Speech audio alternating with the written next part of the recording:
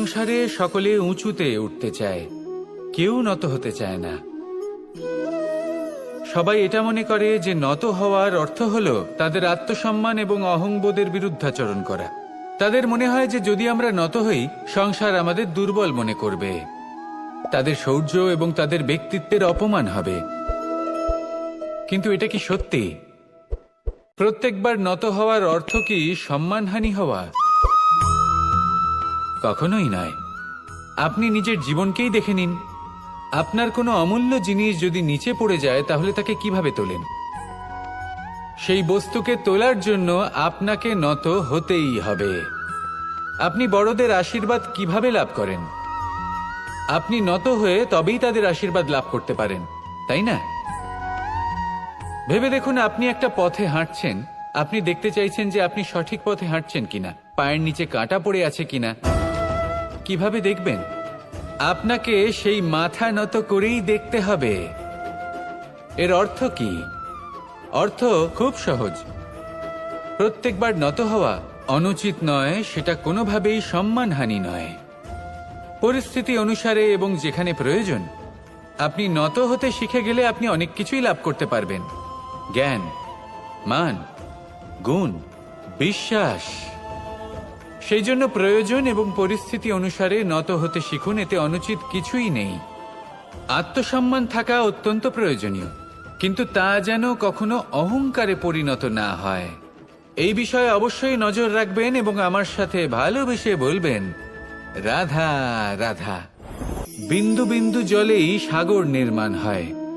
এবার এই কথা আমরা সকলে জানি। আপনি কি এই কথাটা জানেন যে ছোট ছোট সুখের দ্বারাই বড় সুখ লাভ করা যায়? একজন বাবাকে দেখুন, সন্তানের জন্ম থেকে তার যুবক হওয়া পর্যন্ত তার সাথে ছোট ছোট সুখ যাপন করেন। এই ছোট ছোট সুখগুলি তাদের প্রেমের সম্পর্কে গভীরতা নিয়ে আসে এবং প্রেমের এই গভীরতা তাদের জীবনে বড় সুখ নিয়ে আসে। এটা ঠিক সেই রকম যেরকম বিশাল এক সমুদ্রে, গভীর এক সমুদ্রে অমূল্য রত্ন খুঁজে পাওয়া যায়। এটাও ঠিক সেই রকমই। সেই জন্য জীবনে বড় বড় সুখের খোঁজ করতে গিয়ে সময় নষ্ট করবেন না। এই যে ছোট ছোট সুখ আছে, এগুলোকে যাপন করা শুরু করুন, এগুলোর আনন্দ লাভ করুন, এগুলো নিয়ে উৎসব পালন করুন। প্রেমের গভীরতা বুঝুন আর এই গভীর প্রেমে মন নিমজ্জিত করুন। তারপরে দেখুন, এই মন আর এই জীবন সুপ্রসন্ন হয়ে বলবে, রাধা রাধা। এই সংসারে যখন সাফল্যের পথে আপনি অগ্রসর হবেন, তখন আপনার পরিশ্রম, একাগ্রতা, সাহসের সাথে সাথে সমাজের মানসিকতাও সহ্য করতে হবে। প্রত্যেক ব্যক্তি কিছু না কিছু ভাবেন, কিছু না কিছু বলেন। কিছু মানুষ এমন আছেন যারা ভাববেন যে আপনি কিছুই করতে পারবেন না। তারা আপনার নিন্দা করবেন, আর এই নিন্দার কথা ভেবেই আমরা ভয়ভীত হয়ে পড়ি। সেই কারণে নিজেদের আশা, নিজেদের বিশ্বাস হারিয়ে ফেলি। এবার যদি সেই নিন্দার ভয়ে আমরা লক্ষ্যচ্যুত হই, তাহলে সেটা অনুচিত।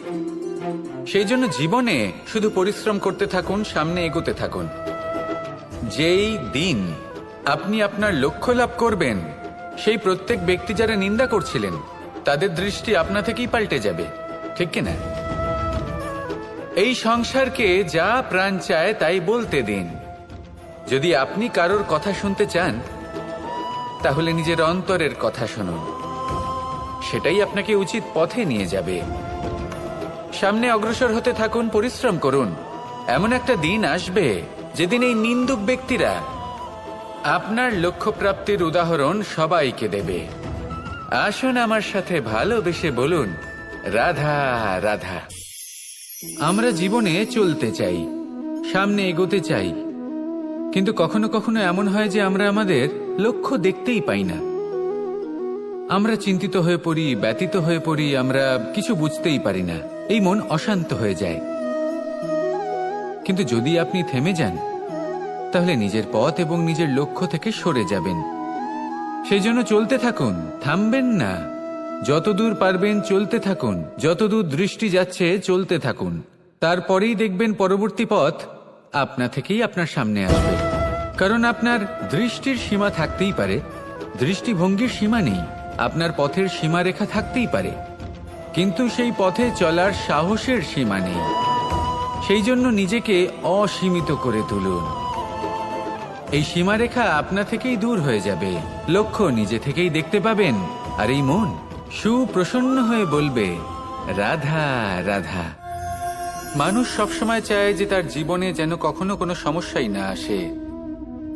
সে চায় তার জীবন যেন শুধুমাত্র শান্তি এবং সুখের দ্বারা পূর্ণ থাকে, কিন্তু এই চাহিদা অনুচিত কিছু নয়।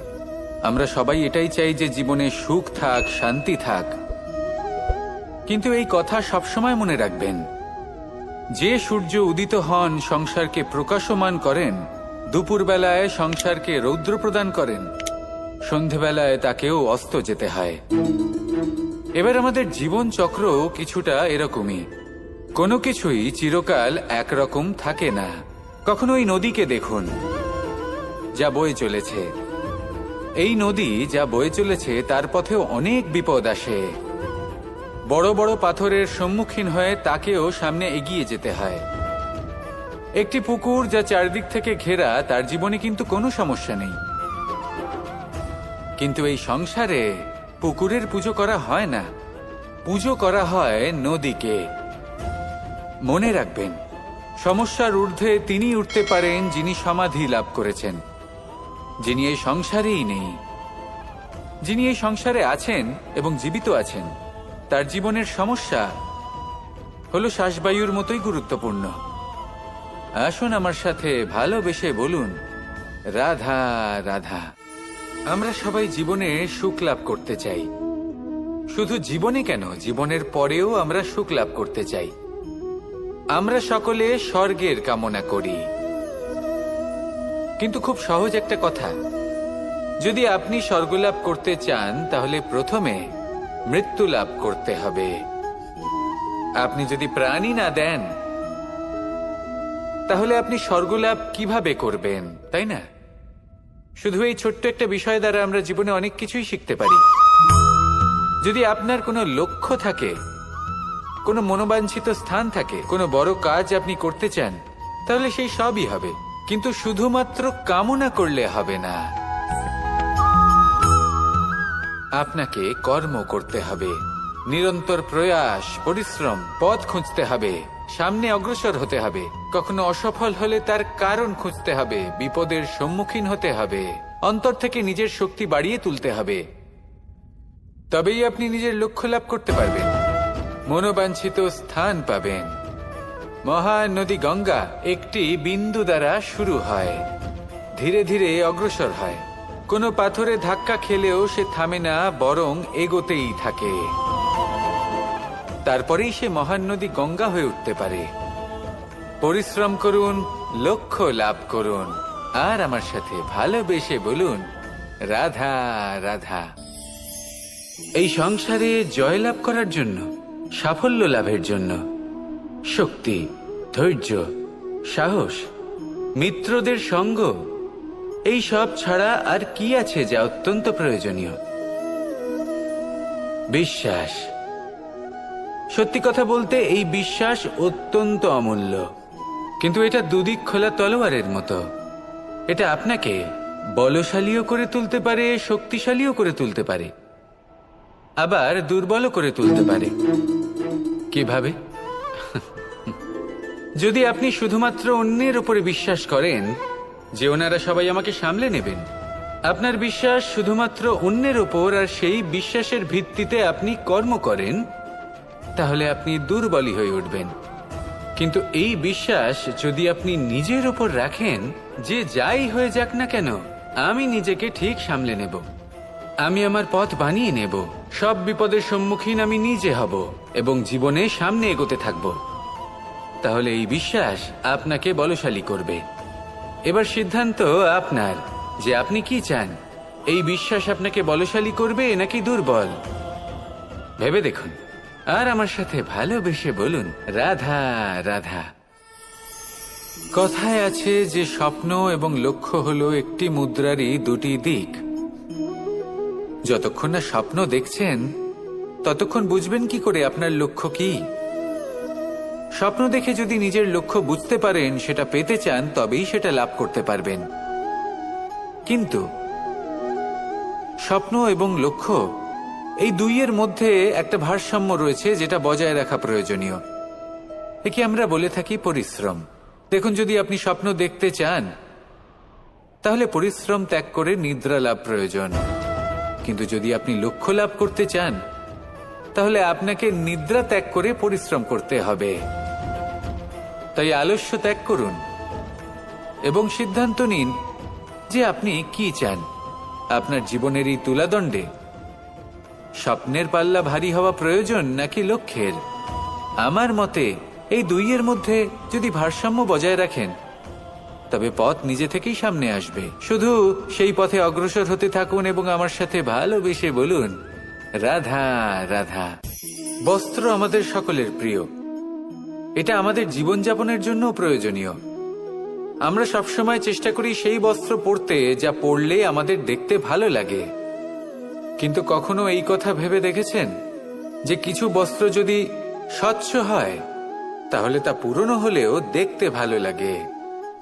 ঠিক তেমনই, যেমন কোনো খাবার যদি মশলাদার না হয়, অত্যন্ত সুস্বাদু নাও হয়, কিন্তু যদি তা গরম হয়, টাটকা হয়, তাহলে খেতে ভালোই লাগে। ঠিক সেইভাবেই যদি কোনো ব্যক্তি সুন্দর নাও হয়, কিন্তু তার কথা খুবই মধুর হয়, তাহলে সেই ব্যক্তি সকলের প্রিয় হয়। কোনো ব্যক্তি যদি ধনবান নাও হন, কিন্তু তিনি যদি গুণী হন, তাহলে এই সংসারে সম্মান লাভ করেন। সেই জন্য কখনো এই বিষয়ে দুঃখ পাবেন না যে আপনার কাছে ভৌতিক স্বাচ্ছন্দ্য নেই।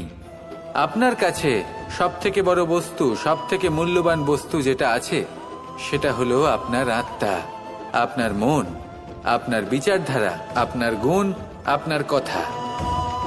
এগুলো সবসময় শুভ রাখুন এবং সবসময় নিজের সাথে রাখুন। এই জীবন সফল হবে এবং প্রেমময় হয়ে বলে উঠবে, রাধা রাধা। ছোটবেলা থেকেই আমি গরু চড়িয়ে অভ্যস্ত, সেই জন্য সকলে আমাকে গোপাল নামে ডাকত। কিন্তু গোপাল হয়ে আমি একটা অমূল্য শিক্ষা লাভ করেছি। আমি দেখেছি যে গৌশালাতে অনেক বাছুরের মধ্যে একটি গাই তার নিজের বাছুরকে অবশ্যই চিনে ফেলে। যেখানে সমস্ত বাছুর একই রকম দেখতে এবং প্রত্যেকের স্বরও সমান, তারপরেও সকল বাছুরের মধ্যে নিজের বাছুরকে ঠিক চিনতে পেরে যায় এবং তার সাথেই থাকে। ঠিক এইরকমই কিছুটা হয় আমাদের কর্ম এবং তার কর্মফল। আপনি সবার মাঝে থেকেও কোনো কর্ম যদি করেন, সেই কর্মফল সবার মধ্যে আপনাকে চিনে ফেলবে এবং আপনার সাথেই থাকবে। তাই যখনই কর্ম করবেন, ভেবে চিন্তে করবেন। কোনো কর্ম করার আগে একবার ভেবে দেখুন, তাহলে জীবনে বারংবার অনুতপ্ত হতে হবে না। কারণ বিষয়টা কিছুটা এরকম যে এই সংসারে আপনি কাল, কর্মফল এবং সময়, এই তিনের হাত থেকে কখনো লুকোতে পারবেন না, কখনো পালাতেও পারবেন না। আসুন আমার সাথে ভালোবেসে বলুন, রাধা রাধা।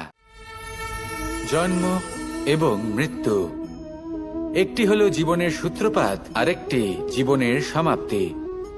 এটা হলো একটি চক্র এবং প্রত্যেক চক্রের মতোই এটাও যেখান থেকে শুরু হয় সেখানে এসেই সমাপ্ত হয়।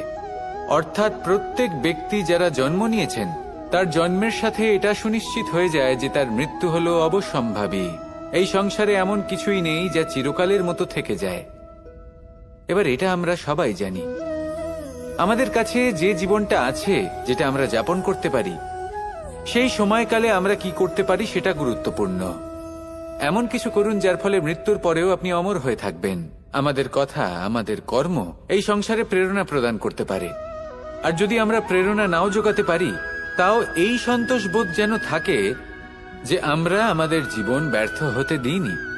এই জীবন যাপন করার ইচ্ছেতেই আমরা সময় ব্যর্থ করে দিই। আর এই জীবনকে যাপন করার সর্বশ্রেষ্ঠ উপায় হলো এটাই যে কখন আমাদের মৃত্যু হবে, কিভাবে আমাদের মৃত্যু হবে, এই চিন্তা ত্যাগ করে যেন আমরা বর্তমানে বেঁচে থাকি, আজকে বেঁচে থাকি, আজকে দাঁড়িয়ে কর্ম করি এবং আজ যে সংকট সামনে তার সম্মুখীন হই। ভবিষ্যতের পথ নিজে থেকেই উন্মুক্ত হবে। আপনার জীবনে অনেক বড় বড় বিপদরূপী পাথর আসবে। সেই পাথরগুলিকে এতটাই দুর্বল করে দিন যাতে সেই পথ আপনি অগ্রসর হওয়ার পরে আপনার পেছন পেছন যে সেই পথ দিয়ে আসবেন তিনিও যেন সহজেই পাথর চূর্ণ করে সামনে অগ্রসর হতে পারেন। মনে রাখবেন, আপনার প্রচেষ্টারও একটা মাহাত্ম্য আছে। যদি আপনি কোনো কেল্লার শিখরে পতাকা উত্তোলন নাও করতে পারেন, তাহলেও আপনার প্রচেষ্টার যে মাহাত্ম্য তা কখনো কমে যাবে না। সেই জন্য প্রচেষ্টা করতে থাকুন আর আমার সাথে ভালোবেসে বলুন, রাধা রাধা। মানুষের একটি সমস্যা আছে যে মানুষ সাফল্যকে মাপতে থাকেন, লক্ষ্যপ্রাপ্তিকে মাপতে থাকেন এবং তার তুলনা করতে থাকেন যে ও এত কিছু পেল আর আমি পেলাম না, ওর কাছে এত কিছু আছে কিন্তু আমার কাছে নেই। এই তুলনা করার জন্য ওনারা দুঃখী হয়ে পড়েন, নিরাশ হয়ে পড়েন। তাই আমি একটা প্রশ্ন করছি যে এটা কি উচিত? এই সংসারে আপনি কি নিয়ে তুলনা করবেন, যেখানে সূর্যদেব চন্দ্রমা দুজনেই আছেন, দুজনেই হলেন বিশেষ, দুজনেই নিজ নিজ সময়ে উদিত হন। এদের মধ্যে একজন না থাকলে তাহলে আমাদের জীবন কঠিন হয়ে পড়বে। ঠিক সেইভাবেই আপনি যদি একটা বড় রেখা অঙ্কন করেন তাহলে অন্য রেখাটি ছোট হয়ে পড়ে না, সে তেমনই থাকে যেমনটা সে ছিল। আপনার অস্তিত্ব কখনো ছোট বা বড় হতে পারে না, শুধু তুলনা করার জন্য আপনার এটা মনে হতে পারে। যদি আপনি যুদ্ধ করতে চান, আপনার আমাদের ভিডিওগুলি যদি আপনাদের ভালো লেগে থাকে তাহলে লাইক, কমেন্ট, শেয়ার করতে ভুলবেন না এবং আরও নতুন নতুন ভিডিও পেতে চ্যানেলটি সাবস্ক্রাইব করে পাশে থাকা বেলাইকনটি অন করে রাখুন। ধন্যবাদ।